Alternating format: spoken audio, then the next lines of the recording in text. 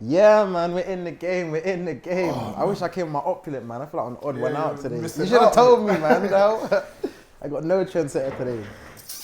Alright then, cool. We're in. Run the intro, man. Othello on the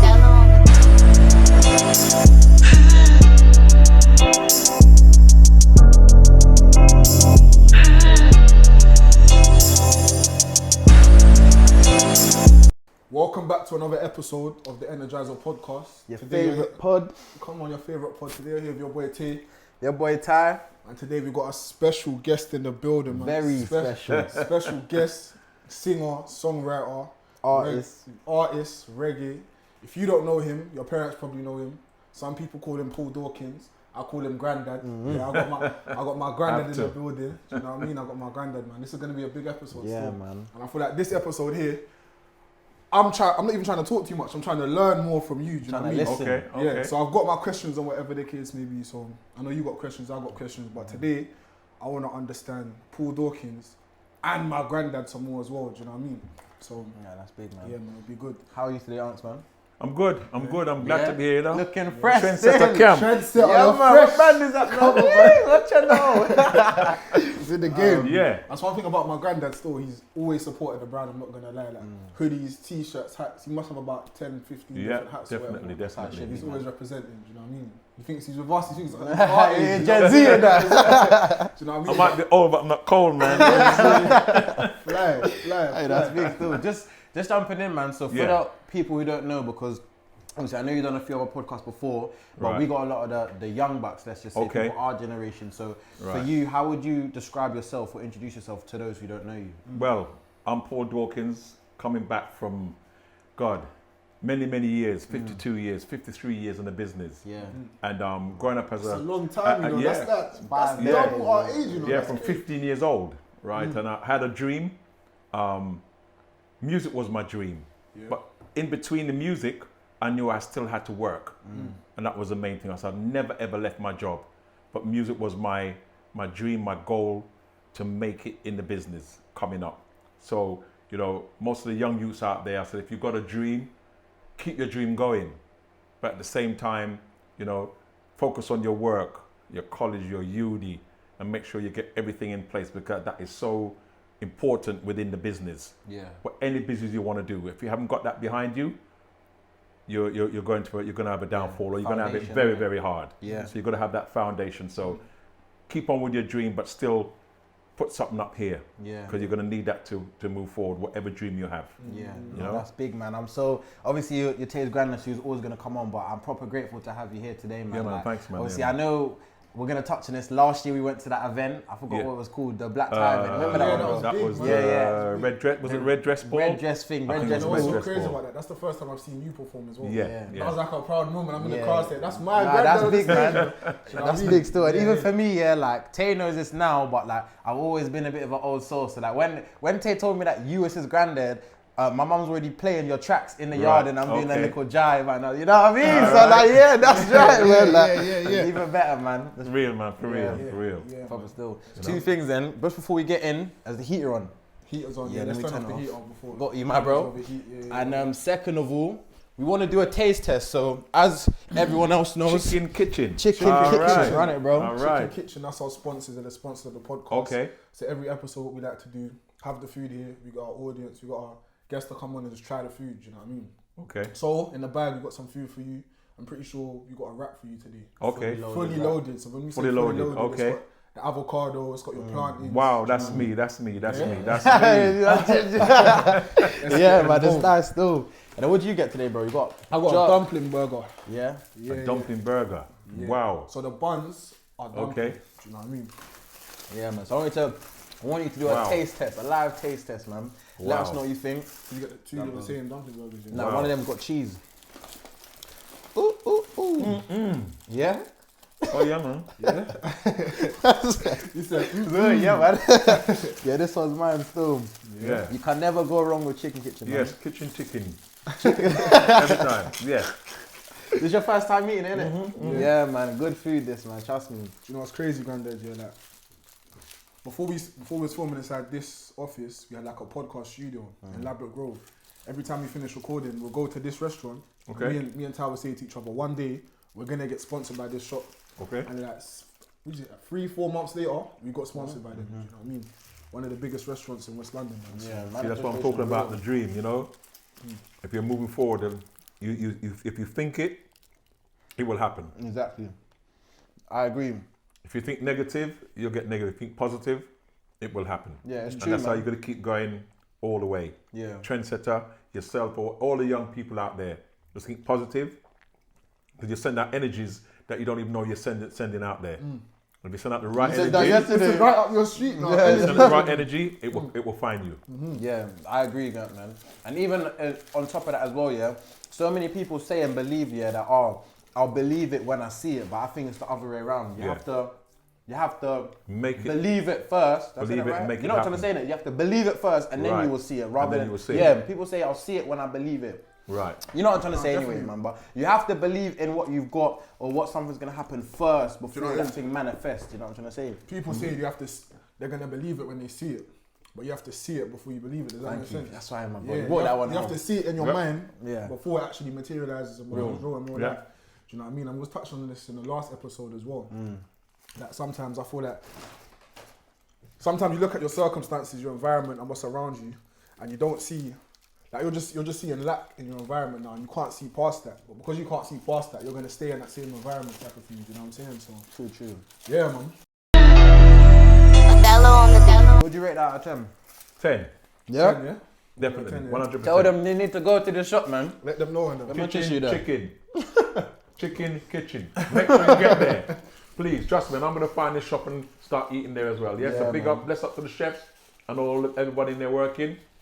And you're going to see me, I'm going to send my friends down as well to come and taste some of your food. I'm sure you do many other varieties of food as well. Yeah? Good food, So, man. bless up, yes, every time. That's it, man. Right then, right there, son. Now we're gonna get into the episode. Then. Yeah. So, I think, do you want to start? I want to start. You start. I'm That's gonna your start. granddad. I'm You gonna start, man. I'm gonna start. So, before we go down the music route, I'm gonna go down the granddad route. I want to get to know my granddad a bit more, and then I feel like it's only right we'll get into the music. Yeah. You know what I mean? So, granddad now, yeah. Let's take it back. A good couple years, yeah. Good, more than a good couple Couple years, I mean 50 odd years. That's Yeah, what I'm talking about. Decades. Let's take it back a couple decades, yeah. Decade, yeah. So, what was it like for you growing up as like a teenager? So let's say Well- between the ages of 13 to 17, what was your life like at that time? Well, let's start. Moved into Neasden in Brent when I was 4 years old. We actually went to a school called Braincroft School. When we actually went to the school for the very first time, I think my dad moved from Kilburn, Melrose Avenue, Crickwood, down to Neasden. And actually, when we moved down there, I think we were one of the first black families to move into Neasden. Damn. What time was this? Sorry to interrupt. Boy. 70s. Yeah, man, 50, Yeah. nearly 55 years ago. Yeah. You know? It's like early 70s type. No, before 70s, man. Ras. Yeah, man, before 70s, early 60s, man. Yeah. Early 60s. I hear that. So Early let's put a 60s. pause on that then, yeah? So you said at the time, our family was the only black family in that One area. of the only black families in Neasden, yeah. So what was that like? So growing up Well, in Neasden. going to school for the first time, me and your auntie Carol, because we were the elder ones. My Yeah. sister was older than me, and then it was me. Paul and them to start school yet, my other sister. And when we went to school, we were the only black kids in the school. Well, I know what that's like. But you know what? I remember the playground. Me and my sister just stayed underneath the hut. They had like two huts, and we just stayed there watching everybody. Everybody was just looking at us and running past. We never get no bad vibes from them. I think they were more shocked to see us there as black kids in the school than anything else. But excuse me, within a matter of months, I think we had friends because most of those friends lived in Neasden. Yeah. So, you know, then we actually grew up with them. So most of my friends back in those days, apart from my cousins and immediate family, all my friends were white. Okay. They were white. We played football together. We went to the Welsh Sharp. Anything that was going on, they involved us. So you grew into that community very well, and they accepted us, and more black families moved in to the area, so it made them come to the school. So it was good times, That's good, man. you know. That's good, man. You know, and that's why I think it's interesting that Tay asked you that question, because my dad's like 64, I want to say, and he always used to tell me stories when I was growing up, which is slightly different to like him and his brothers. So my uncles used to like have trouble basically like integrating, being obviously young black boys in that time. So I don't know. Obviously, I wasn't around them, but I can imagine it depends on where you was at. I think it depends on the area where you lived in as well. That plays a great part. Yeah. Leeson was a very quiet place. Yeah. Very, very quiet. Willesden, Harlesden, Cricklewood, Wembley, Kingsbury, Kilburn High Road. I'm not saying they were bad. They weren't bad places, but it was more of a generation of people where in Leeson was very, very down. Yeah. Everybody was just relaxed, low key. So everybody's integrated much quicker, and you'd have the big park across the road. So in the 6 weeks holiday, all the kids would be down there. So everybody's playing football, and we didn't get no discrimination at all. Yeah. I feel like that's something that we're lacking now. So I feel like our generation was like the last generation to have kids playing in the park as much. Do you know what I mean? Now we've got iPads. Now everyone's on iPads, iPhones. Things were definitely different then, because we didn't have all those things. When your mum and your dad sent you to your room, might as well say you was in a prison. Yeah. Because when you went in there, you just had your bed, your wardrobe, the door, and the window. Yeah. Right. So now when you say to like my great granddaughter, tonight go to your bedroom, she's skipping there. Yeah, because she knows the TV's in there. Or Shay or Table would just say, go to my bedroom. All right, thanks. Yeah. They shut the door and you wouldn't hear from them again. Yeah. But in our days, you're sitting there in silence and no telly, no nothing, because in those days there was only one telly in the house. Yeah, in the living room. And that was downstairs. Yeah. And that was controlled by your parents. Yeah. The only you can't time, just watch it whenever you want to watch it. The only time you turned that telly is when your dad said, turn the telly, because you became the remote control. Yeah. They weren't getting up to turn the telly. It was either Paul, Carrion, Lorna, Jackie, what could they turn the television? That was it. Yeah. So we had to watch what they were watching. Yeah. Unless in the daytime they weren't there, then we would just had some free reign. Do your thing. Yeah. And plus telly would sign off at 12 o'clock. It would shut off at 12 o'clock? There's no more telly after 12 o'clock. That's crazy. That's crazy. Yeah, no more telly. Like until what age was it like that? Oh, so now you see you're taking me back. That's mad. Maybe until I was about, I would say 14, 15. That's mad. Yeah. Around about that time, yeah. They just lock off. That's crazy. 14, 15, I was heavy playing Fortnite. You'd have once lock off, you'd have God Save the Queen. Yeah. That's the last thing you're going to hear before you go to your bed. What? Is that what he done, yeah? Okay, God Save the Queen. Alright then, cool. So I'm pretty sure you're one of 7? 1 of 7? 9 of us. 9? Yeah, 7 sisters on one brother. Yeah, I thought it was 7, I don't know why. Okay then, cool. So what was that like? I know you're the second oldest. Yeah. What was that like? Because I know, so for you to have context here, 8 of them, 7 females, my aunties, and there's 2 boys, which are my granddad and my Uncle Roy. So what was it like for you growing up in a household where you majority sisters? Well, it was like cat and mouse in there at that time. Because I'll give you an example. What it was like for me, if my dad would go out and my mum was going out, I'd have to go out. Yeah. And stay out. Yeah. Until they come back. Yeah. So they say, Paul, through the door, because me and my sisters, we were like always in turmoil and arguing and, I wouldn't put my hand on them, but I'd be finding something to do, what they wouldn't like. Yeah. And even if my dad, was the troublemaker. I was the troublemaker. Right. Okay, even if my dad forgot to say through the door, my sister would say, "Dad, aren't you telling him to go through the door?" But other than that, I'll be through the door. But I grew up with my sisters in harmony. Yeah. And to this day, me and my sisters are closer than anything else. We've never argued, never fussed. That's one thing about this side of my family, like my granddad's family. Everyone's close, like tight-knit family. So when it comes to Christmases, everyone's going to someone's house, whether it's my grandma or granddad's house, or my granddad's house, or my mum's house, my auntie's house. It's like Christmas time. That's when everyone comes together, and it's that family. That's how it should be, man. Yeah, and it's always been like that. To be honest with you, like it's always been that close family unit, and I feel like that comes from grandma and granddad. Granddad, 100%. You know what I mean? 100%. They're the 2 greatest people I've ever known on this planet. Yeah, my granddad and my grandma. Rest in peace, grandma and granddad. Yeah, rest in peace. Rest in peace. So, what do you feel like? Who do you feel like had the biggest impact on your life? Of course, it's your mum and your dad, but who do you feel like had that big impact on your life and molded you into Paul Dawkins, who you are, out of grandma and granddad? Well, there's several people, and these are Jamaican artists. So when I talk about Dennis Brown, Alton Ellis, John Holt, Ken Booth, Delroy Wilson, the Abyssinians, there's so many of them, because when I came up to the age of 15 now, you know, when you get to that age, you start you want to go out. Yeah. So it's sneaking out of the house now Yeah. and finding the clubs. And I was forever sneaking out of the house. Okay. There's a consequence when I come back. Yeah, but I'm going to deal with the consequences. I had to deal with that. I was ready for that. You know, anyway, I would turn anywhere you want. Oh, you want to give it to me? I'm going to give it to you. You know, I'm going to say, which side am I giving my dad when I got back in? My back up. But that was a part of growing up where you had to respect your parents at the same time, but you had to disrespect it sometimes to go out to learn what was out there. And find yourself as well. Huh? And find and yourself for myself. as well. Yeah. So my dad would always say, mind the company you keep.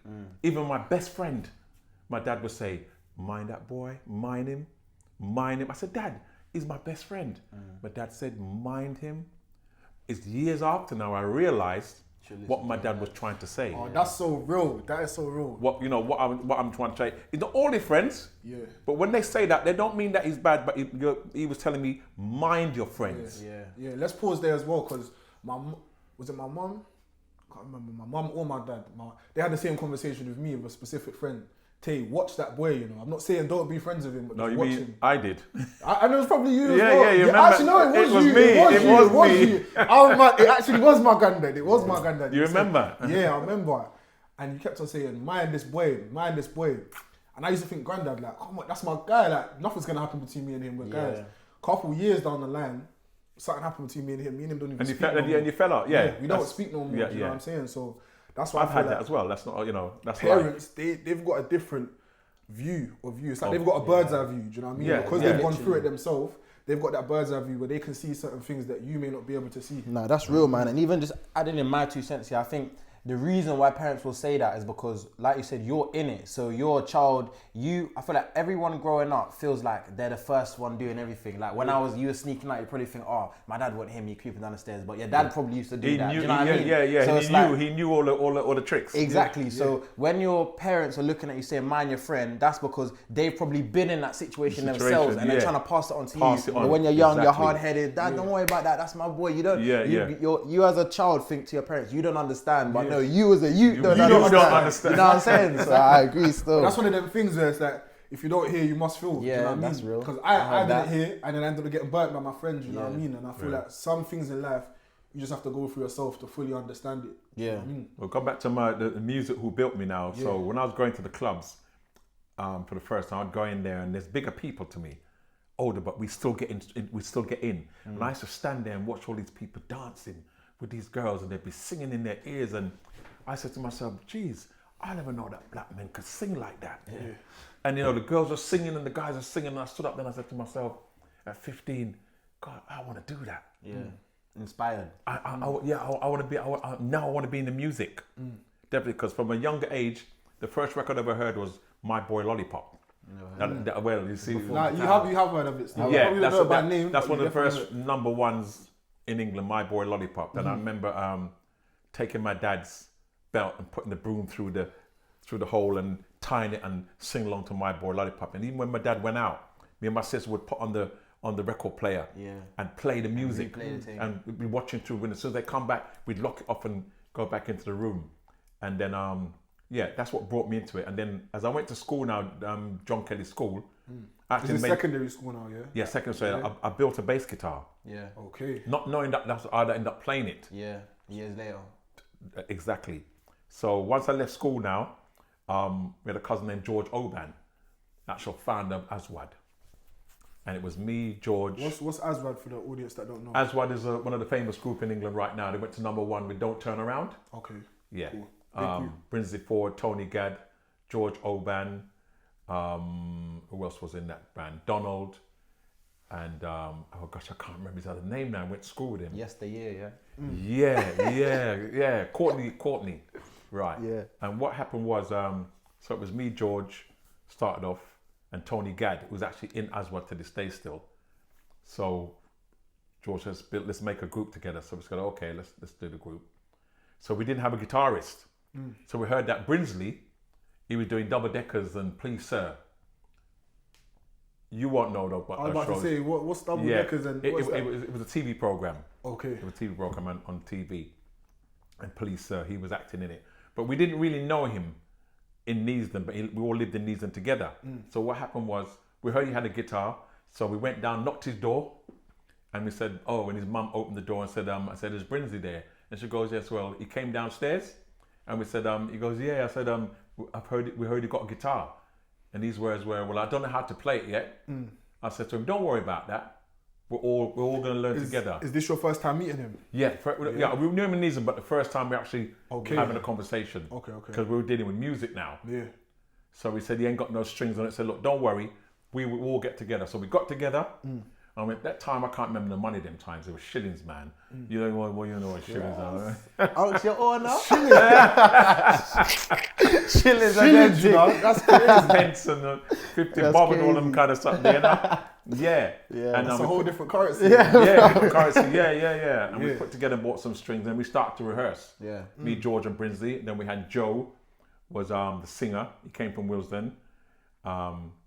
He was a singer.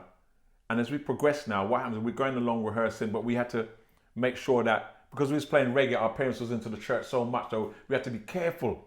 We used to duck and dive in between them and play our music when we could. And George had to go back to Jamaica because he wasn't of age to stay. Yeah. So George said to me, Paul, you guys keep going till I come back. Yeah. I didn't know how long he's going to be before he came back. I think George came back about 5 years after. Wow. But you're still going? But me and Brinsley now, we're still, as a duo, still working at it, moving together. He's a guitarist and I'm a bass, and we used to do talent contests all over the place. We went to Betford Hall one night and we won the contest. And then a couple of days after, we heard that Junior English was looking for us. Well-known singer over here as well. God rest in peace, Junior in peace. He's gone now. And we became his musicians. I was his bass player, and Junior was the. I'll finish your phone. Yeah. Brinsley was the guitarist. So did that complete the band? No. At the time, there was John Bago, Graham from the Mohawks, and Trevor. So the band was actually called the Concords, believe it or not. Yeah. That was the name of the band. The Concords. Yeah. So we was touring for a little while. The group broke up. Can't remember the reason anyway. It doesn't really matter right now. Yeah. Then George came back. Then George wanted to form back Aswad again. Form back the band again with the name Aswad. Yeah. So I went down with my bass guitar and stuff down the thing, and if I wheel back, me and Brinsley were still going around. Then Delroy Washington, another guy who went to school with us, he was one of the first black guys to be signed to Virgin. Wow. Okay. He's passed away. God rest in peace as well. Rest him in peace. R.I.P.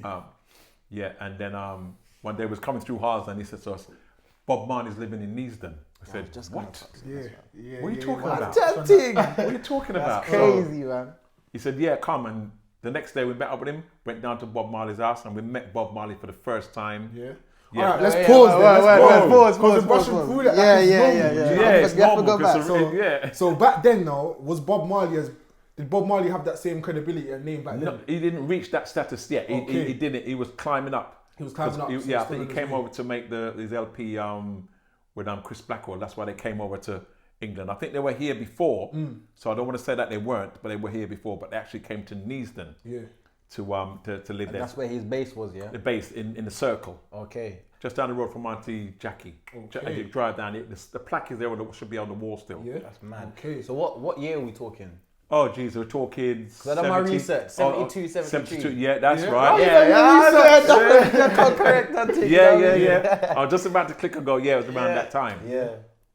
So what was that like now? So we're meeting Bob for the Marley for the first time is like excitement. Yeah. Because we're actually in his presence, in his house. That's mad. That's before Bob Marley actually locked or anything like that. It was starting to come. Yeah. He had like an afro, but you could see it was starting to look up a little. Yeah, one of the LPs you can see he's actually on there like that. He's got a big spliff in his mouth. Yeah. And you see him like that. That's when we knew him. Yeah. And we've been there jamming. He didn't come downstairs very much. One or two times he'd come down and join in, but most time he was upstairs. But the rest of the band, Peter Tosh, Bonnie Whaler, Family Man, and his brother was there, and we'd be jamming with them. And then what happened was Family Man, the bass player, he used to come round to my dad's house and show me how to play bass, teach me how to walk the bass Yeah. and play the bass. He'd come down like every Thursday or something like that. That was good for me. And I remember one time we was at the house and they were all getting in the car to go and do the old grey whistle test. And we wanted to go, me and Brinsley wanted to go, but they said, no, you guys stay behind. Yeah. And I remember they said, drink some hot pepper soup. And well, I don't know about that at that time because we wasn't introduced to pepper like that. And when I saw them do Stir It Up on the old grey whistle test. That's crazy, man. That was a time when we could have gone with them. Yeah. So every time I see that captioned on the television, I go, my God, that's the time when we was around Bob Marley. Yeah. That's crazy, man. So let's debrief. Let's debrief because this is a lot. This is sick, man. Like, big respect to you because I just want to portray to everyone like, yes, this is Tay's Grandad, but this is Paul Dawkins. This is a big artist. The name stands alone. Do you know what I'm trying to say? Put respect on it. And we're gonna get there as well in terms of Paul Dawkins and what you've been able to achieve in the music industry as well. Because I feel like a lot of the audience may not even know that right now. But we'll get there anyway. Literally. So I was just gonna add on and say that you was essentially like a pioneering figure alongside, you are one of the greats alongside other greats who really changed the reggae game and lovers rock game as we know it today. So what was that like? A question, yeah?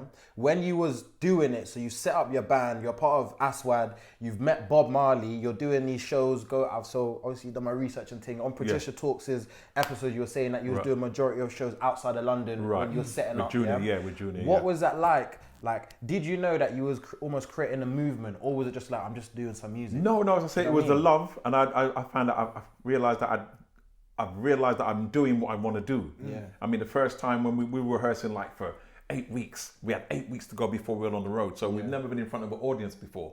This is just in Minute Avenue down in Harsden. Yeah. And the day came where we're on the way to Birmingham now. Reality is here. It's real now. It's real. We're going to be playing in front of an audience. You're going to have to remember all your lines. Yeah. And you've got like 8-9 songs. You can't mess up. Yeah. You've got to remember everything what you're doing. Have to put on a performance. Yeah. And we went on there, and the first show we done it, as soon as I came off, I said, yes, this is it now. Yeah. I've arrived now. This is what I'm here to do. This is what I'm here to do. And then after that first show, we came back and we done something, then the band broke up. Then moving on, as you said, how I began to come to Paul Dawkins. When Azza was moving together, I said to George, you know what? Because I was listening to who? Delroy Wilson, Arthur Ellis. Do you know who Delroy Wilson is? Let's pause. Do you know who Delroy Wilson is? Yeah? Probably can't put a face to the name, but if I heard the But you know who his son is. Guess who his son is? Who? His son's Conan from Krypton Conan. What is now? Yes, man. For real? Yes. Yeah, definitely. That's crazy. Krypton Conan's dad is Delroy Wilson. No way. Yeah.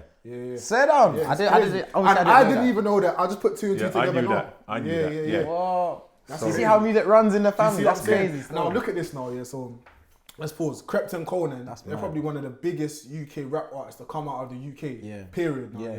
But that came from my granddad's generation. So Paul Dawkins, Delroy Wilson. Do you know what I'm saying? Like it's come down. It's come out of the stock of the fathers or the mothers who were building the business. Yeah. You know? That's crazy. I did not even know that, man. That's crazy still. So how close was you and Delroy? Was you guys? All right, I'm going to come to that now. So I said to George and Brinsley, look, I'm gonna move on. I want to do like Delroy Wilson, and where Brinsley and George are more like roots like Bob Marley. Not to say that we didn't want to play that kind of music, but I was into kind of the call it love music. You know, just reminiscing and serenaded the girls, and that's what I wanted to do. Natural woman, you hear? You know about that there. So what happened was, I met up with some of my colleagues from school, Leslie McNeil, rest in peace again, Leslie, Paul Thompson, Christopher Henry, and Tony Matthews. Yeah. So I met them up in Harrow Road and went round the back, and watching them playing. Then I realised that Christopher Henry, who's my good friend, he lives in America now, he was a bass player. So guess what? I couldn't play bass because there was someone there already. That spot was taken. So they were jamming away. But when I used to go to them clubs, I used to mimic how those guys used to sing and learn their songs. Yeah. Not knowing, what was I doing? I was training my voice to become a singer. Yeah. I didn't just naturally just get up and start singing. Just you have to flex that muscle, you know what I mean? Right. So when I started to sing, they go, Paul, we didn't know you could sing. I said, well, nor did I. So what we've done is, they said, Paul, if you want to join the band, you can join the band. Yeah. I joined the band. So we started up. So Chrissy was just about learning the bass. So guess what? This was my time now to teach him what I knew. Yeah. So the tunes what you hear on some of our albums, quite a few of those bass lines, they're my bass lines. So I play them and give them to him, like Every Look a Bit in My Heart, all them kind of tunes. So most of the lines are made up. Legendary, man. Leslie would come in and find the words to go with it. So once you had the foundation. yeah. So when Leslie started singing, then I would find the harmonies. So I was like the harmony man. Yeah. For nearly all the songs, I would find the harmonies. It's almost like you was the glue, really. Yeah. I'd find the harmonies and the movements on the bass. I said, Chrissy, no, don't play it like that. Play it like this. Yeah.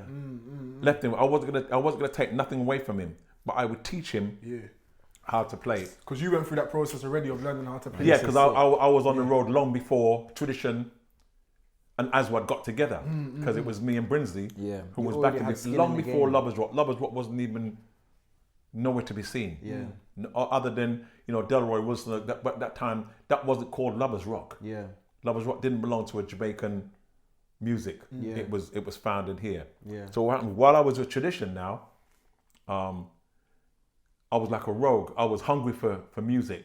So I went and sang for different people. I sang for Our Records. I sang for Ronald Ferguson, Sonny Ferguson's brother.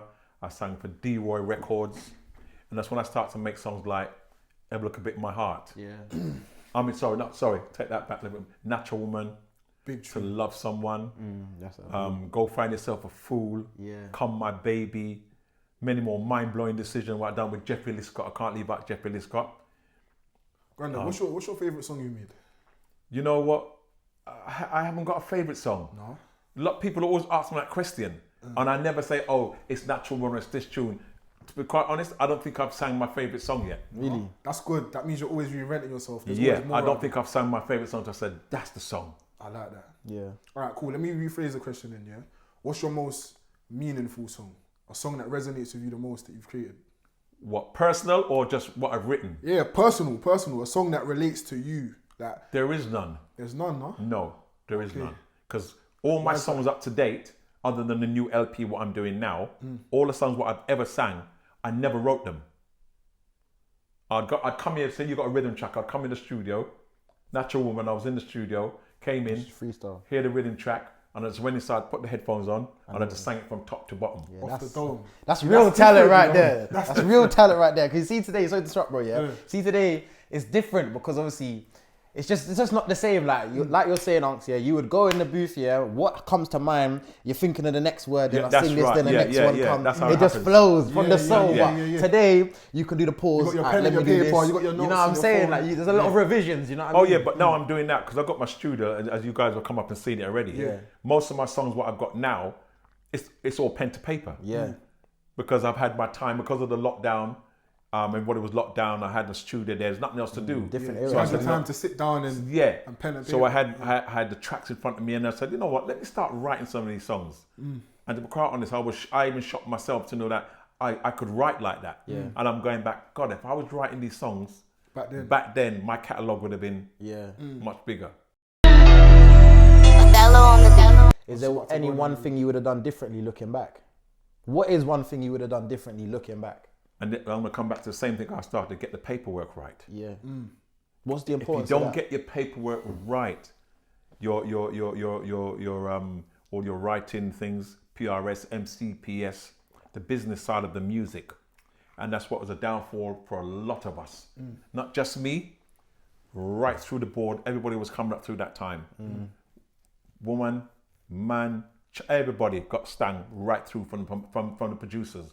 Because the producer to me is someone who can go in there and produce the music, tell you what to play, how to play it, and how to mix it, and how to do this. And if I say let's say there's 20 producers in England right now, I guarantee you only 2 of them can do that. You have producers who can produce, and you have the money producer. Which one good, which one bad? But money producer, he puts his name as produced by. Okay. You might as well said funded by. Yeah. So it's his song essentially then. Do you know what I mean? And there again, because of the lack of knowledge to do with the music business, they actually took everything. Yeah. Natural Woman, I've never got no royalties from Natural Woman. Wow. somebody's taken that and said he wrote it. I just laughed. And can you imagine that like now on Spotify? If that song was on Spotify now, like imagine that song was made now and it was on Spotify. You'll be making money from that every single month. But Spotify now. It wasn't about. Yeah, but all right, I've got to love someone on Spotify, but you're not making any money from Spotify. If you notice, most of the big acts they've all pulled away from Spotify because there's no money making there. Yeah, it's true. And you as an individual, and even Spotify said now that if you don't have 1,000 streams a lot, you ain't getting you don't make nothing anyway. If say £3 was made out of that 1,000 streams of yours, they take that and give it to the bigger artist. Yeah. So Spotify, I don't worry about it. Right now, and I'm learning through you guys, the best way to do it is like what you're doing here now. Content, social media. Everybody say, oh, we can't get on television, we can't get on the radio. I mean, the radio, that's there's a bow in there, that's tight, that's in a safe. There's no way you're getting in there just like that. Yeah. You know, you're going to be very lucky to get in there. Back in the days, yes, you most probably get in there. Because it was a trend that most of the big record companies, they all wanted a reggae band. So all of them had reggae bands. And then when they let them go, all of us go at the same time. So, you know. Yeah. I feel like that's the thing where like, if you don't have a seat at the table, create your own table type of thing. Do you know what I mean? Like there may be certain shows that you want to go on, like your ITVs or your BBC. You don't need them no more. You don't have access to go on it, but you can create your own. Yeah. You know what I'm saying? And I feel like that's where everything's going right now. It's ownership. Do you know what I'm saying? Having your own show like the Energizer where you can push out your own content and put your own personality out there. And now you're in control of it rather than someone else. Yeah, can remember those stations, they only go to a certain, they only go so far. Yeah. And they stop where the internet, Twitter, Facebook, and all those other platforms, they're going worldwide. Yeah. And what bigger platform you want than that? You can't say, I just want to stay in there. I want to be on British television. I want to be on British. Yeah, it's good if that happens, but why you can't? We're not focusing ourselves to that now. Yeah. We're not doing that. We're not going to do that. And I realize that within the business, when you do get on those programs, and I'm not going to take it back, when you do get on those programs and on telly and certain things, like you get lost. It's like you've gone through a cloud and you can't find your way back amongst your own people who you used to be around. So I have a question, yeah? Off the back of what you're saying, do you feel like, so obviously you're saying that when it comes to producers and stuff, you didn't really know the business to the music, because obviously to have a music career, you need to know both. Like passion alone is not enough, yeah?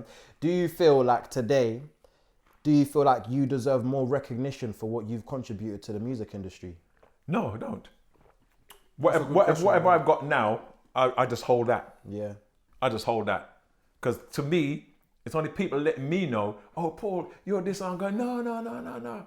I'm just Paul, man. Don't worry about that. Yeah. I go out and people say, oh, Mr. Dawkins, I saw the other day, I want to come and say something, but I do want to come in your space. I said, what space are you talking about? Yeah. No, I'm not like that. If you see me, come and say something to me. Yeah. Don't be scared to come and say something to me like I'm up there. I'm not up there, man. I just do something different what you can't do. And it's something what you can do what I can't do. Yeah. So I'm going to hold my corner and just be humble. I respect that. And if you be humble, then the world's your oyster. Yeah. But I don't want to say that, I'm looking for anything more than what's going on there. Even the songs what I'm writing now, I'm not expecting to make no money out of it. It's a passion project. But it's a project where if I can make some songs and they can play them in the parties and clubs, and I can go out there and stand up the same way and go, look, they're singing that song. Yeah. And that must be the best feeling as well. Yeah. Like the best way I can relate that is like with Trendsetter now, like walking on the road and seeing someone that you do not know wearing your brand. That's the same feeling I guess you would have. Yeah, because they don't know you're in a party and they're listening to your music or dancing to your music, but they don't know it's you who created that song. Exactly. And that's the greatest thing, that they don't know, but you can sit back and go, yeah, I done that. Yeah. I've got another question. This is interesting, man. I like learning, do you know what I mean? And I know me and Tay the same, yeah. When it comes to elder, obviously yours, Grandad anyways, but more so for me, or both of us, yeah, like it's always good to learn from your elders, you know what I'm trying to say? Because I feel like even if you don't do it deliberately, by the things you're saying and how you're talking, there's wisdom that can always be drawn and pulled for that, do you know what I mean?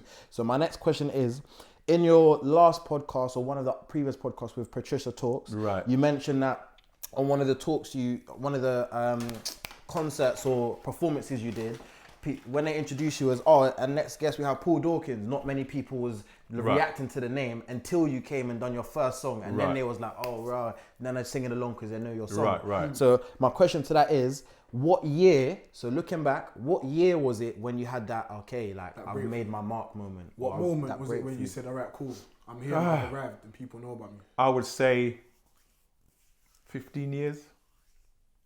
15 years into the industry, yeah? Yeah, because Carol Thompson and Janet Kay, I think they kept something down in Hackney. Yeah. It wasn't Hackney Empire, it was another place down there. And when Carol phoned me, she said to me, Paul, you got to come on the show. It's Kings and Queens. It's called Kings and Queens. So I said, okay. So she goes, Paul, I want you to sing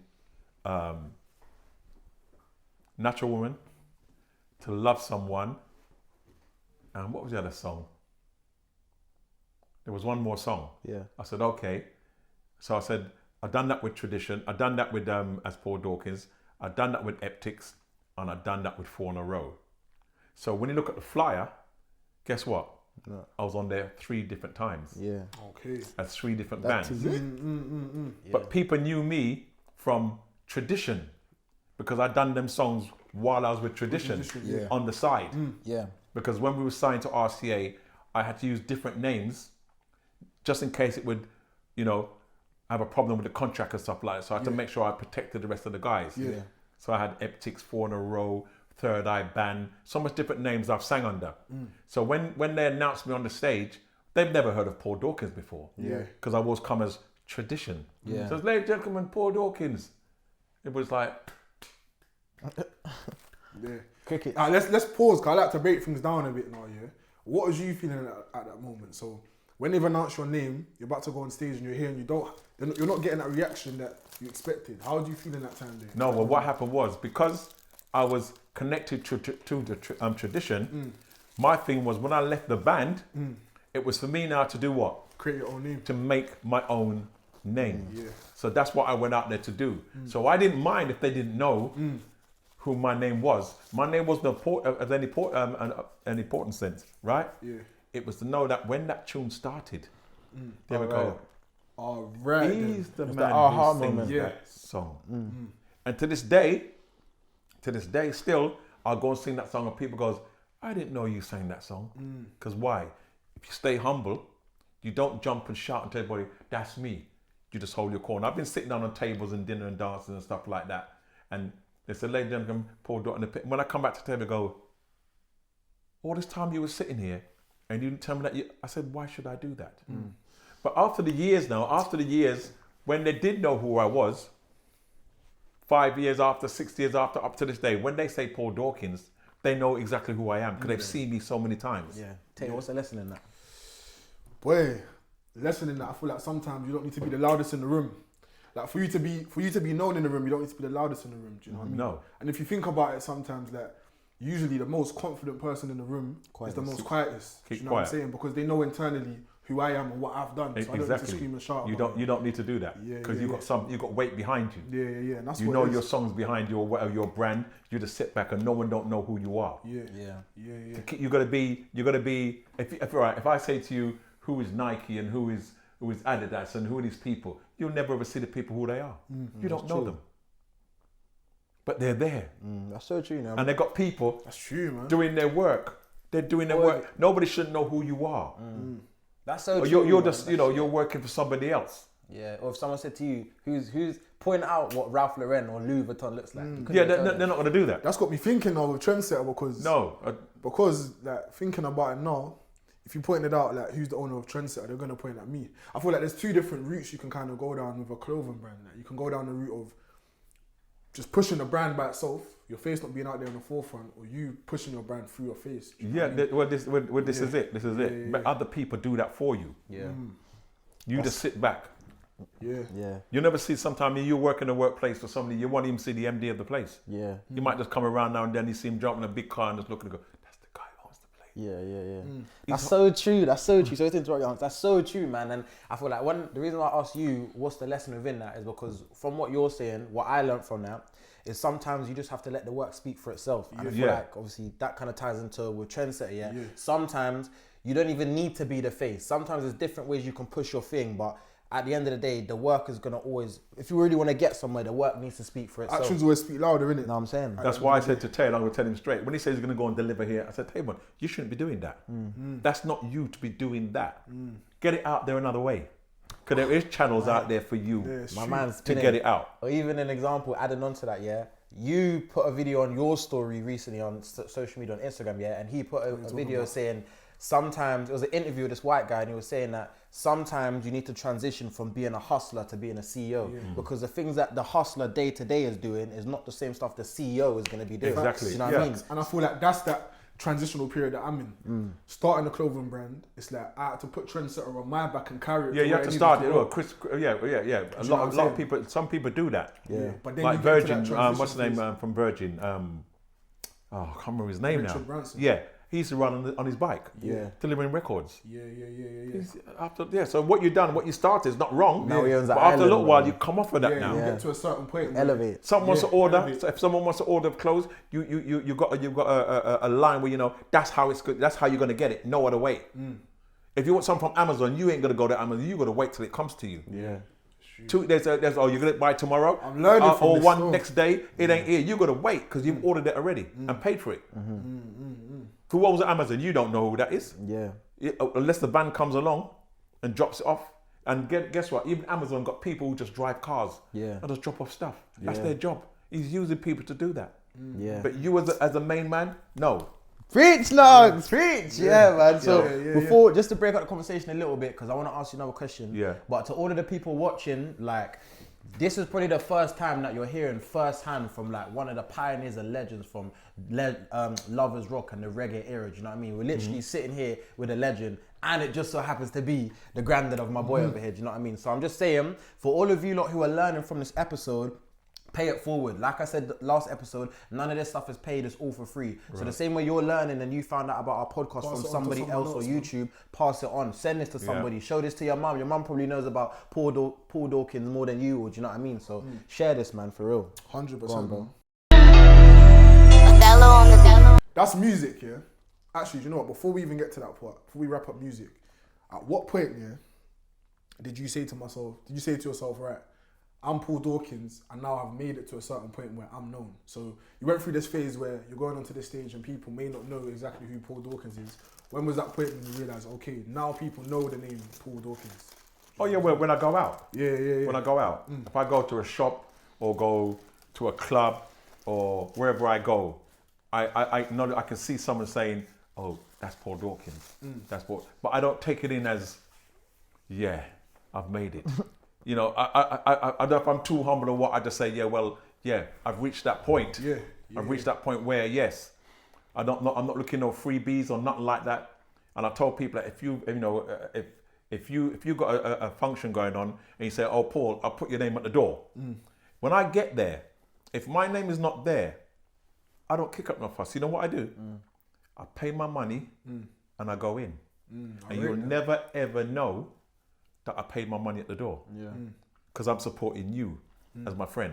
I rate that. I respect What do that. you think about that? You understand what I'm saying? value. Your other people will go, whoa, and make up. No, I'm not doing that. I just pay my money because I know it's you. So if Where my did that come from though? Because not everyone's like that. Not everyone's like No, you that. see, it's within the humblest, how you got to humble yourself and go, you know what, you don't want to, put it this way, you see people do things and you go, I ain't going to do that. So you learn from other people as well. You're at the door and you see some guys come at the door or they're making up pure noise. Or it might be in a supermarket, it might be anywhere. And you go, why are you bringing so much attention to yourself? Yeah. You don't need to do that. Unless it's necessary where someone's actually, you know, really disrespecting you in a way that you have to talk up. But on a level, no. I said, I don't want to be known. I don't want my name called within the business. Paul Dawkins. No, I don't want that. Yeah. Because then you start to build a reputation for yourself as well. You build a reputation for yourself. Always be early. If you tell me to come at 7 o'clock, I'm outside at 6 o'clock. I don't do late. Because anything can happen on the road where you can't get there on that time. Yeah. And when someone says you're booked for that show, you want to come on the motorway and then there's 2 hours traffic, you can't move and you've got to be there within an hour. So you've got 2 hours traffic and you're meant to be there in an hour. Now you're stressed. So you leave 2 hours before. So you've got that 2 hours and you can still get there for that hour. Those are the small little things, man. Those little small things will push you along, you know? That's wild, man. So, you being who you are now, yeah? What type of advice would you give to your younger self? Or do you know what? Let's not even do that. What type of advice would you give to me and Ty? So coming up now, we're following this route that you're in. Fair enough, it's not in the music industry, but we're on our climb to success here. Yeah. What piece of advice or gems would you give to me and Ty? As I said, the first thing, make sure your paperwork and everything is in order. Because as you're coming up, guess what? There's some other heads out there watching what's going on. Don't think they haven't seen all of this. I know about Trendsetter. They're out there, they're watching. Who are these guys? And one day they might come to you for whatever reason. But guess what? When they come to you, you're going to be on both sides of the coin. You're going to have it up here and know that you can talk for yourself and have no records behind you. Because they will find out about Tavon and find out about him. See if he's got any records out there, police records. Because that's what they're going to do. Because they want to know who they're dealing with is above board. Yeah. You know, and just keep humbling yourselves. You've got to humble yourselves. Don't try to be bigger than nobody else, and it will just fall on your plate. Yeah, it will fall on your plate. That's what I'm saying. That goes for you guys and everybody else out there who's in your age group and who's leaving school and coming up. Just humble yourself, because what I've learned, I say to a lot of guys when I'm sitting around a table, and this is very important. I'm going to tell you this. I always say to 5 guys and there's 5 girls on the table, and I said to them, name me how many men out there has the father's name. They went, what? I said, name me how many men out there has got that father's name. And the reason why I say that, because I got my 2 grandsons then, and as far as I'm concerned, I asked Tavon, I told them, Mum, they belong to me. As I said, without me, there ain't my daughter. Yeah. Without my daughter, there ain't them. Yeah. And there's no disrespect to the dad or nothing like that, but as far as I'm concerned, they're coming from me. Yeah. So if I would say to you, name me 4 dads out there, name them. Me? So name the 4 dads. I don't know, man. You put me on no, it's so easy. You're making my tick nervous. All right. No, when I start, you're gonna realize. All right. Yeah. You have. Oh, your dad? No. Oh, what am I to him? Oh, Grandad. Grandad. 1. Dad. Great dad. His dad. Yeah. Great granddad. No. Let's go. We're going down in the roots. Yeah, you got great granddad. You got great granddad. You have dad. You have stepdad, and you have godfather. He's like a dad too. Okay, cool. Okay, I get what you mean. Okay. The different now, types I'm of learning. dads. I'm learning. Different types of dads. Now, when a boy child gets away from those 4 dads, because don't forget you have the granddad. He's the one. Then you have the dad. Then you have the stepdad. Then you have the godfather who goes to church and goes, yes, I'll be there for them. Don't worry. I'll make sure that he's all right and she's all right. When the girls or the boys get away from them 4 dads, there's a problem there straight away. What's the next dad? You answer that one. It's that baby dad. I don't know. Street dad. I said baby dad. No, but you understand what I'm dad. saying? Yeah. You understand what I'm saying? He's controlling that now. Yeah. Because I couldn't be bothered with Tavon or Tavon or Tashay. And then Cheba can't be bothered with them. And if they and then say like Sweeter she's got a man now. He's a stepdad and he can't talk to them. And then you go take out in the street. Oh, so what you're saying is, if you get past these 4 dads, you're gonna find a father figure in the streets. Yeah, exactly. You're gonna have a problem. So I said that all dads, granddads, dads, stepdads, godfathers, you should be out there making sure that you're looking after this girl child or the boy. You can't take up a title of godfather and go to church and go, yes, I'm the godfather, and then after a year or so you disappear. Or you're walking on the street, oh, that's my godfather. And you haven't done nothing for that child. They can't run to you for anything or ask you for anything. So, that's what you're going to look at as well. And I wholly believe in that, and I'll never take that back. That's deep. Yeah, me and Tabor, me and him catch up. Yeah, we've had some deep conversations. Me and Tashay will catch up. Sometimes I sit down with him and talk. What's going on? I said, Tabor, don't do that. Or Tashay, what are you doing, man? Yeah. So they're like the kind of answer to me as well. Yeah. Obviously, my mom is your daughter. Yeah. So what was going through your mind? And I spoke to my mom today. Yeah. She wanted me to ask you this question. Yeah. What was going through your mind when you found out that you was having my mom? How old was you when you had my mom? 22. So what was going through your mind at that time? I was happy like anything, mate. Yeah. Yeah, I was so happy. Because when your mum was born, I looked at her like that and she opened her eyes. And once she opened her eyes, she saw me first. And from that day till now, I've never left her because she grew on my chest. She never slept in the cot. I was one who grew his mum. Fed her, changed her, done everything. She'd come to me. Not because she didn't like her mum, because I paid more attention to her because she was my daughter. And I always wanted a daughter. Yeah. If I came in and went out the road, I'd pick her up and we're gone. She's like, oh, I used to have her on my shoulder, walking through Harlem High Street. I can remember it to this day. Yeah. You understand what I'm saying? Yeah. And I've always made sure I look after, but I'm make sure I always check on her to make sure that she's all right. Sometimes I don't hear from her, but I know that's how the world turns. That's how I said, sweeter, you've forgotten me. Oh no, Dad, I've been so busy. And I understand that. Because maybe it's not all the time I will see my mum or my dad. But I make sure that because I'm here, I'm going to make sure that, yes, I keep an eye on her. So then how did, we're going to touch on this, we're going to get deeper here, but how did having my mum change you as a person? So now you're 22, I guess you're trying to navigate throughout the music industry as well now. Yeah. You've got this daughter, you've got a child. How has it shaped you and changed you in your life? Or did it? No, it didn't change because guess why? I had 7 sisters. There you go. It's the family unit. That's what it is. I had sisters under me. All my other sisters apart from one, they're all under me. Maxie, Melina, I used to change them, bathe them, play with them. I gave Melina her name. Oh, did you? Yeah. Yvonne, that's her name. I didn't even know that myself. You see what I mean? So I grew up with girls, so I know that's how I would be. So she didn't change me. The only way she changed me that, yes, I'm a father now. And I'm going to make sure that I look after her. People say, Paul, how come you've only got one kid? I said, you must have loads of kids out there. I said, no. I only thought that the one I could look after. 6, 7, 8, 9 kids. Then my dad could do that because I had to wait my dad because we never want for anything. Yeah. We all had shoes, had clothes, had food in the house. They made sure that we had that. Yeah. But me now, I wasn't like that. To say, go and have a load of kids. Yeah. It wasn't on my mind to do that. I know I've got a son out there, and I know you've got an uncle out there, but I've never seen him. But that's another story, not to dwell on right now. Yeah. You know, but 100%. my daughter's there, and that's it. That's respect, man. You know. Yeah. I got a question, Unks, and it's less so on the family side and more so about music. But today, so looking at today's era, 2023, and obviously you've kind of seen the music game like level and you've gotten older in your career. What's your opinion on the way the music industry is now? So for example, like popular music more often than not within the rap and ting, it's all about violence, gun, drugs, compared to back in your day. What got you to your point is when you split up with a band and you're like, I want to make love songs, serenading the women. Seeing that's how you grew up, the Ken Booth, that kind of era, and now our era is talking about all this badness and stuff. What's your opinion on that? Well, I'm trying to understand it. I mean, music change, people change, and every time the youths come up, they're more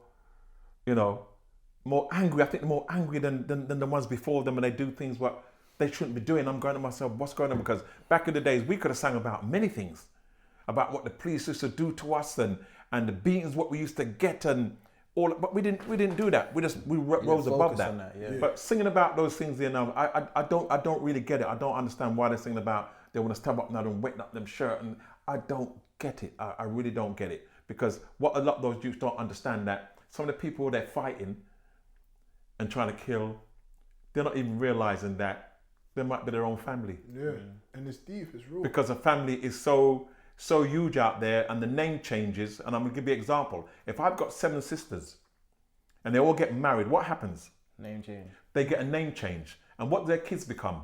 On the dad, the father's name. On the father's side, unless the mother keeps that child's name. So the guy around the corner might be your cousin, close cousin. The guy around the corner might be your brother. It might be your sister. And I don't know if it's going to change. I don't know what will change it, because it seems to be a universal thing. It's not only happening here, it's happening all over the world.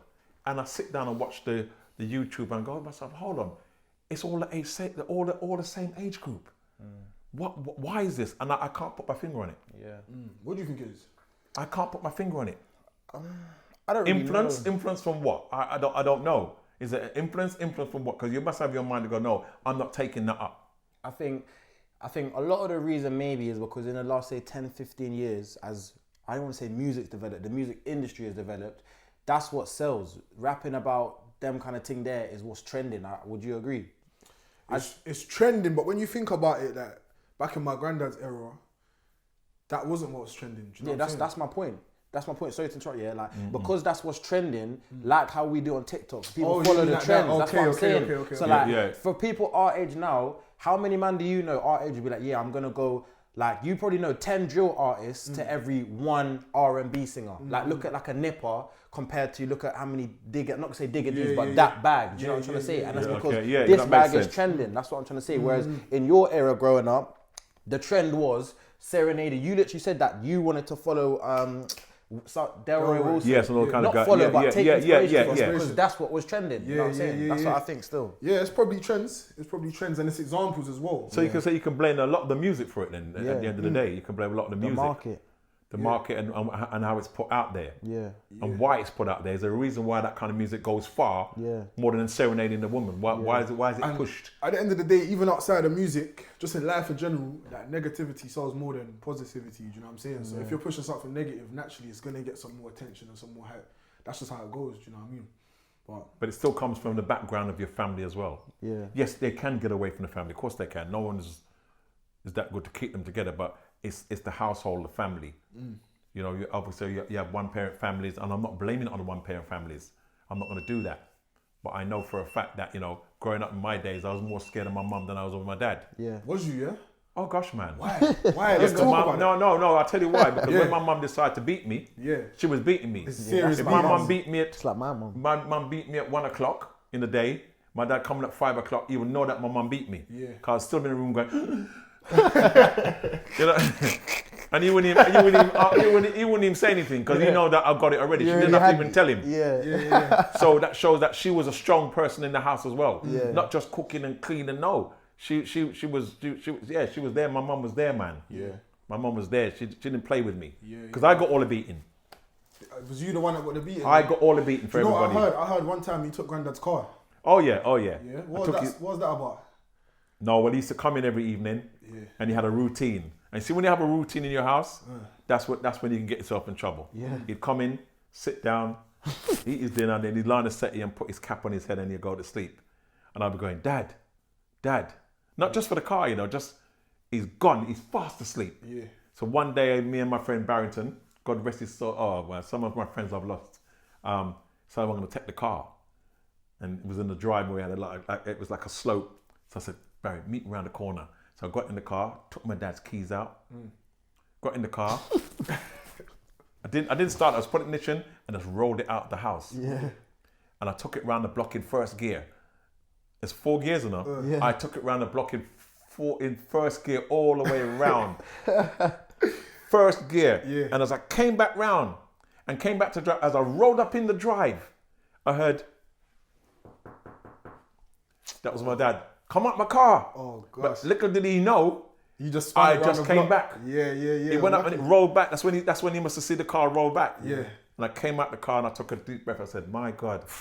Shall I tell you a story? What happened to me, I remember I was just eager to start driving. Do you remember he used to come into my house? He used to say, let me drive your car. One time my mum was at home. My mum just got a new car and I said, you know what? Actually, I'll tell you a different example. One time I was in Lidl car park with Rakai. My mum went shopping. She went to do the shopping herself. Me and Rakai was in the car. I'm saying, Rakai, she left the key. So I went and turned on the car now. I must have been about like 16, so I haven't even started my driver's lessons yet. I took the key, started the car, and it's an automatic car as well. This is how you know I was a rookie, because I didn't know what I was doing. Put it into drive now. I've driven the car forward a little bit, took a little right, and I'm thinking, let me just reverse the car back, because my mum's going to come back soon. I didn't know how to put the car into reverse. So now I'm in the middle of the car park, and there's cars trying to get in, but I can't reverse the car. My mum came back into the car and cussed me. I remember Rakai, I said to Rakai, listen, me and him put together a whole story. I'm saying, Rakai, when my mum comes back into the car, this is the story to tell. This is the story. As soon as my mum comes in the car, Rakai just crumbled in the story. He just snitched the whole thing. I said, nah, do you know what I mean? He's getting up to badness, innit? Yeah. But I was eager to drive, man. Do you know what I mean? Driving was good. Me, Well, I started driving. I've been driving for 3 years now, and I don't know, man. Like before you start driving, like you said, you're eager, you want it, but now it's like, say when I meet Tay, I'm like, yeah, bro, you driving it. Like I'm just tired of that, man. All this driving on doing and that. You know, I like driving. But that's probably why my granddad's going to tell you about this. Why I get so many tickets. Innit, man? I know they come to... Oh, Jesus. He told me still. And I know you call him a customer, innit? Listen, 9 times out of 10, if my granddad's calling me, I know it's for a ticket. The ticket's coming to the house, do you know what I mean? I've never seen nothing like it. I've never seen... I must have about 100 texts. I just sent them all to him.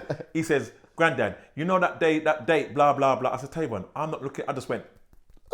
And I'm going like this, you know.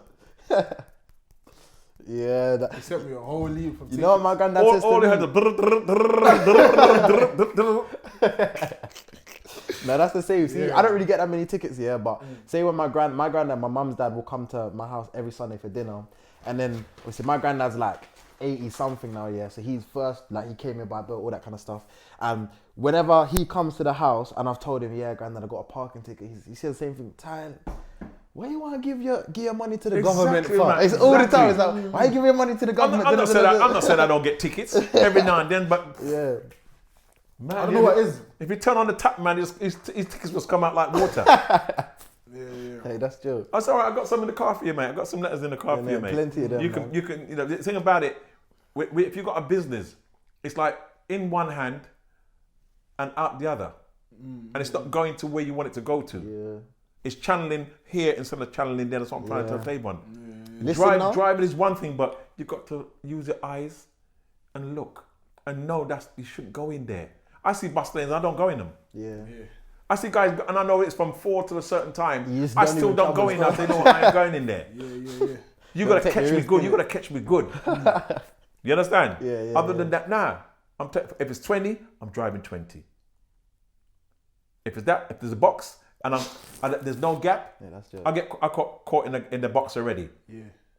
I'm here. On this lane, there's a guy here. And as soon as the car moved, I said the car in front moving up. And as soon as he moved up, as soon as I went into the box, I would have made it. You see this guy here? He went like this and got right in front of me. And there was me in the box. And that's so jarring. I would have been vexed as well, cussing him. But what could he do? True. The circumstance. From the time you come out your car and go to his car and the fight starts, when you go to court, the judge is going to say, who exited their car? You did, so you brought it on then. So if the guy's sitting in his car and you're arguing, you came out of your car. Yeah, so it's your fault. It's on you. You reacted. Yeah. You had intentions. Literally, you took the bait. Yeah, literally, man. You know? Literally. Couple more things I want to touch on before we wrap up here. So, cool. Me and Ty, we're getting to the age now, where girls are about now, speaking to girls and whatever the case may be, What type of advice would you give for me and Ty? What would you say is a red flag or something to stay clear from a girl if you're talking to them? Do you know what I'm saying? That you see some traits in a girl and you think, let me just stay away from her. You'll put it this way. You'll know who to stay away from. You'll just know because, as I said, you could be sleeping with the enemy for years and don't even know. So you give everybody the rope as long as you can to do something where you're going to go, no, this is not the right thing. You understand what I'm saying? If you meet a girl and you're going down the road, you go out with her and you and she going to a club together, next thing you know, she's round the corner and she's whispering to a guy or guy's whispering to you, you're going to go, hold on, what's going on there? But there again, that might be someone telling her something, what she needs to know. So you don't exactly know what it is. You understand what I'm saying? Until she might come back and say, oh, he's asking me about blah, blah, blah. Not all will be, no. You gotta feel that out and just feel them out as you go along. If someone hurts you, as we say, you can't take someone else's fat and fry the other person and say you're not going to trust that person. Alright then, boom. It's been a sick episode, so I think it's time to wrap up because I know Unks, you dropped enough gems today. What we normally do... Yeah, man. I enjoyed it, man. I enjoyed it, you know? Sometimes just listen more than talk. I think that's the same for us too. Every time we leave, we always say that we want to give the guests a gem. So what is one piece of advice you would give to the young people out there watching? And look directly at the camera so they can listen, just keep going. Get your head straight. Know the road what you're going down. And believe me, you'll make it in life. Whether you want to be a doctor, a lawyer, whatever you want to be, a musician, you know, you can get there. Just put your mind to it and say, that's what I want to do, and just go for it. That's all I can say to you, because that's what I done. And I'm proud of myself for achieving what I've achieved. I'm proud of Tavon and yourself, what you guys are doing. Respect. You know, and it's so simple. Look what we're doing here today. And all you guys can do, be somebody. Don't let nobody tell that you ain't going to be nobody and get nowhere, because we can as black people. Remember, I tell you that. Strong, man. What about you, man? Boy, I can't even top that one right there. But what I'll probably say at the end of this episode, I said this in the other episode I was recording, that slow progress is better than no progress. So just because whatever you're doing right now is moving slow, you're not getting that speed that you want, doesn't mean that it's not working for you. Do you know what I'm saying? And what I said yesterday as well is just because it's not working for you doesn't mean it's not working on you. So you going through this process right now, there's a lot of things, it's working on you internally. You're getting persistence and inspiration. All in this time where it's not working for you, it's working on you internally still. So that's what I see. Nah, that's real, man. For me, I ain't even got no gem. I'll be so real, man. Like, it was a pleasure having you here today and giving your life story and dropping some gems. I would say, pay it forward. We had so much value within this episode. I know I'm talking to you. You have at least 5 people in your network that would benefit from listening or watching this conversation. So pay it forward and share it with them, man. Energizer out. Like, comment, subscribe. Yeah. And Chicken Kitchen. Yeah, big up. Is there a place in your heart for me, Aye. little girl? Is there a place in your kitchen for me? Yes, Chicken Kitchen. Yes. Bless up every time. Yes, that's it, man. That's how I Respect, man. Yeah. Yeah, man. Yeah. Granddad, that was sick, man. Yeah, man. You done? Thank you for your time, man.